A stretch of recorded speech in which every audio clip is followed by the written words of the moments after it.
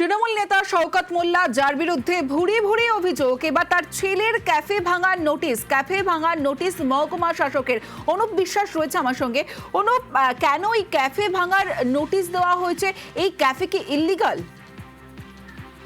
দেখো, যেটা আমরা সূত্র মারফত জানতে পারছি, গত 18ই জুন কিন্তু ক্যানিং মহকুমা প্রশাসনের পক্ষ থেকে এই যে শওকত মোল্লার যে ছেলে ইমরান মোল্লার যে একটি ক্যাফে রয়েছে মাতলাচরে, সেখানে কিন্তু অবৈধভাবে সেই ক্যাফেটি তৈরি হয়েছে বলে এমনই কিন্তু খবর পাওয়া গেছিল। তারপরে প্রশাসনের পক্ষ থেকে তাদের কিন্তু নোটিশ করা হয় এই ক্যাফেটি তৈরি করার বৈধ কাগজপত্র কি আছে না আছে সেটি নিয়ে আসার জন্য।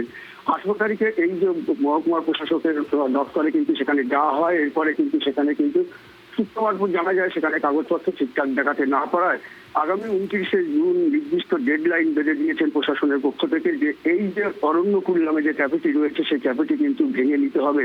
নাহলে 29 তারিখের মধ্যে যদি এই ক্যাফেটি ভেঙে না নেওয়া হয় তাহলে কিন্তু ব্লক প্রশাসনের পক্ষ থেকে ভেঙে গুড়িয়ে দেওয়া হবে বলে এমনই জানিয়ে দিয়েছেন ক্যানিং মহকুমার প্রশাসন।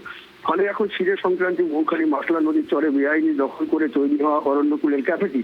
তবে এই ক্যাফেটি যে দীর্ঘদিন ধরেই এইখানে কিন্তু মাসলা চরের যে বিভিন্ন নদীর মধ্যে মাটি ফেলে সেখানে কিন্তু অবৈধভাবে তৈরি করা হয়েছে বলে এমনই কিন্তু জানিয়েছিল বিরোধীরা। তারপরে থেকে সেখানে কিন্তু তাদের একটি নোটিশ দেওয়া হয়। এই মাসলা নদীতে কিভাবে এই ক্যাফেটি তৈরি করা হলো সেটি কিন্তু সব দিকে খতিয়ে দেখা হচ্ছে, এমনই কিন্তু প্রশাসনের পক্ষ থেকে জানানো হয়েছে। বেশ।